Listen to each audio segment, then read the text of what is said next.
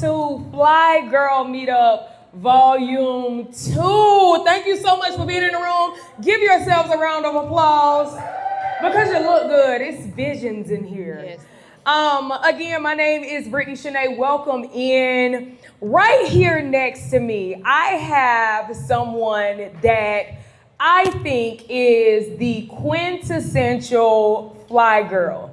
Fly Girl Meetup, we just started something called the Featured Fly Girl. And NeShanta, I met NeShanta years ago when Pinky Cole was doing the American Sesh. And when I saw her, I said, oh, yes, ma'am.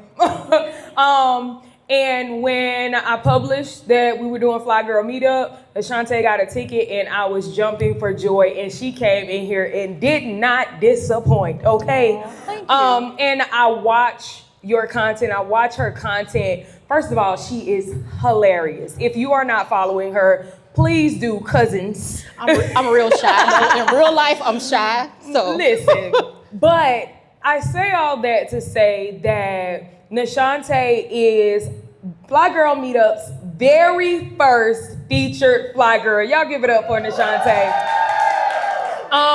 So what I wanted to do is to introduce NeShanta to all the Fly Girls in the room. So I wanted to take a moment and let NeShanta tell us a little bit about herself. Where you from? What you do? Like, tell us a little bit about yourself. So I'm NeShanta Davis. I'm originally from Memphis, Tennessee, but I lived 10 years in the United States Air Force, and then I moved to Atlanta in 2008. I'm a mom, I'm a grandmom, Aww. and Grandma, where?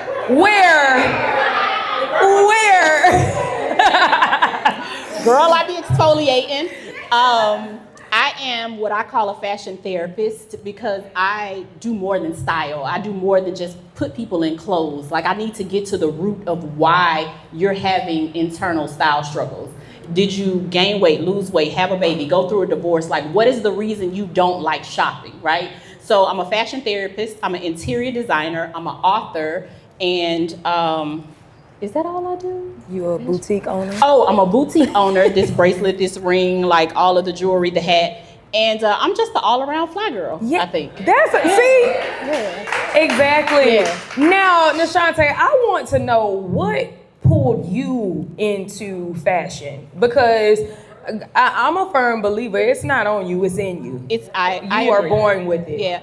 So lucky for me, I come from a real fashionable family, and that's on both sides. Like, both of my parents were extremely fashionable, both sets of grandparents. So it kind of runs in the family, but I kind of like took the reins and elevated. I'm from Memphis, Tennessee, and if you know anything about Memphis, it's a little country. So I've always been a little ahead of my time in doing things that most people thought were weird or dumb then, and then years later, I see it like everywhere. So not only do I love fashion, I actually have a degree in fashion marketing. Wow. So, yeah. Where did you go to school? I went to AIU here. Okay, period. Yeah. So while you were in the Air Force, did you feel stifled? Because, I mean, y'all are in uniform. That's the main reason I got out, if I be honest. For me, it's like, if you know anything about the military, your nails have to be a certain length. Your hair can't go below your collar. You can't wear certain colors. You have to wear a specific type of bag, and I was always bucking the rules. I'll never forget, as an airman, for those who don't know, an airman is like when you first join the military, I was stationed only 3.5 hours from home. So I would go home because I was homesick a lot. And my cousin gave me a ponytail, and the ponytail was a bow. Like, she literally made it into a bow. So I have this big ass bow on the top of my head. My hat does not fit. And so I'm literally running into everywhere that I have to be because I have a hat that doesn't fit on my head. So over time, I just became really stifled because I also come from a home with a single mom who, if she didn't like it, I couldn't wear it. Absolutely. So I was stifled pretty much all of my life. I could not just be exactly who I wanted to be. So I got out. And I moved here. And I've been on my creative ever since. I love that. Now, I want to talk about the interior styling because sometimes you could put on an outfit, but you go into the house and it's bland. I've seen some of your work, and just as, and I'll say this, maximalism is in. So wear your clothes, wear your accessories, wear the things. And I love that not only translate through what you wear, but also in your styling of the homes. How did you get into that?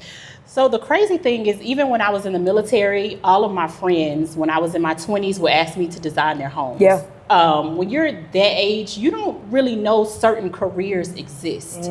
I'll be remiss if I didn't say I was accepted into a fashion institute into Nashville, and my mom forced me to go to the military. Wow. So I did 10 years of something that was her dream and not mine, right?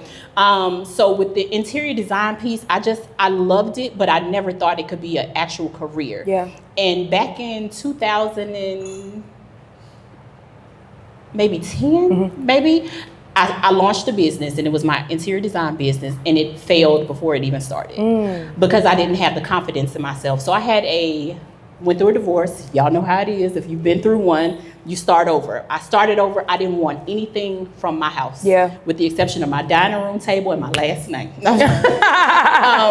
So I didn't have a lot leaving that marriage. So I decided to take my followers on a journey of me thrifting my whole house. So I was on Facebook Marketplace, thrift stores. If you guys remember OfferUp, that's how I designed my house. Yeah. I had a styling client who, she's now my best friend, but I can say it now. After I styled her, I said, I'll never work with her again. She was god awful. And I was like, absolutely not. But she bought a house, and she reached out to me, and she said, I saw your house and I feel like you can design mine. I had never designed anyone's house like on this scale. It was like 7 bedrooms, 6 bathrooms. She said, I don't know anything about design. You have full creative control. So I completely undercharged for all of that work. I think I charged like $2,500. I didn't know, guys. I didn't know. And from that, me posting her home, the interior design took off and left fashion in the dust. And it's actually been leading my brand ever since. Wow. Yeah. So would you say that you became more passionate about the interior styling, or does your passion still lie in the fashion therapy? It lies in both, but if I be honest, interior design gives me more peace because people lie. And I'm looking at you a clear size 16, and you done send me measurements for a size 3. Yeah. So it's like, if I don't do my due diligence, I'm screwed. And that has happened when I was coming up the ranks. Like, I would get to a photo shoot and a model would say, oh, I'm a size 2, or I'm a size this. My brain always says bring way more than what is asked of me. So had I not been that type of stylist, I would have been screwed on several occasions. So styling disrupts my piece, because putting people in clothes, the likes, the dislikes, the sizing, all of that is difficult. But interior design brings me like a different kind of piece that I absolutely love. I love that. So you talked about a business failing before it even started. Now let's talk about Dope Without Labels that you just relaunched. Let's talk about that. That's your baby. So Dope Without Labels was something else that was birthed out of divorce. Yeah. I was headed to New York Fashion Week, and I literally had $500 to my name. TMI. My ex-husband had not paid spousal support. So I called him. I said, hey, I want to start this business. If you give me X amount, F the spousal support, I'll let it go. He said, I don't have it. This got money. I said, all right, cool. I canceled my trip to Fashion Week. I had my plane ticket. I had my room already booked. I was already slated to attend shows. I took my very last $500 and I bought inventory. I called my friends and I asked them to model.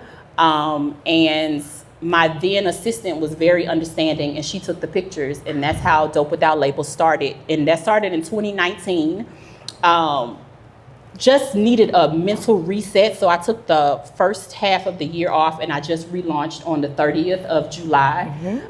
Some of my pieces, like my hat, my bracelet, the ring, all of these items comes from Dope Without Labels. And the reason I called it that is because I feel that we live in a society where people care more about designer brands than they do about actually looking good. So it's like, you may not even like designer brands, but because you feel it validates you, you're buying it and you're wearing it and you're spending your last on it. So I just wanted to create a brand that kind of would withstand the time and let people know basically it's not what you wear, it's how you wear it. Yeah. I love that. Thank you. I love that. Is there anything that is on your heart that you would like to share with this room full of fashionistas? Because I love the fact that everyone is in here in their own identity. Yes. We all, I put it out, let's do denim. And y'all came in here with denim, but nobody looks the same. Everybody has their own authentic style. Do you have any words of wisdom? Do you have any fashion tips? What are your parting words? So my parting words, I'm gonna give you 2. I'm sorry, y'all, I'm a little long-winded. I'm very shy, but once I get to going, I get to going. I talked to 2 people today, and they know who they are. Little Miss Denim hat over here, and Little Miss Atlanta hat over here. I want to leave you guys with this. If it's in you, pursue it.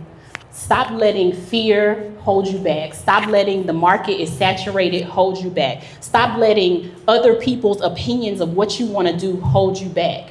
Because that's how I ended up in the military, giving the Air Force 10 years and being miserable. If God puts something in you and it's like a nagging feeling that just will not go away, pursue it. You may not win the first time around, but you have to keep going. Yes. A quick backstory. At one point, I owned a bistro. I hated it. I loved cooking, right? When I went through the damn divorce again, when I went through the divorce, I would just cook and post my food. And people started asking, do you cater? Do you cater? Do you cater? And I needed the money. So I was like, yeah, I started catering for the housewives and Love and Hip Hop, like all of these big things. It led to me opening a bistro. The bistro, even though I hated it, it was a stepping stone for me because that led me to meeting a huge photographer, that led to me getting huge brand deals and styling billboards and stuff like that. But he saw something in me that I didn't see in myself and gave me my first set design job. And that was with The Main Choice. And then I ended up doing some other big things.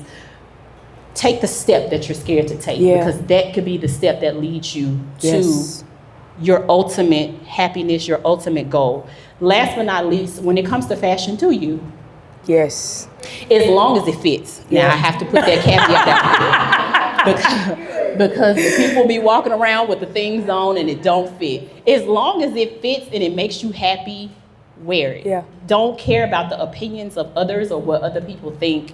Just be your authentic self because people can tell when you're wearing it just to wear it or when you're wearing it and you're really confident in it.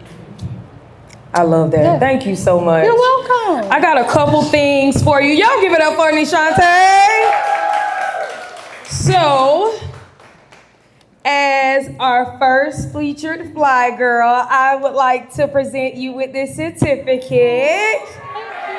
It says, first of all, FG01, because like I said, she is the first Fly Girl, so we will have more Fly Girls, okay? But you are the first. Thank you so much.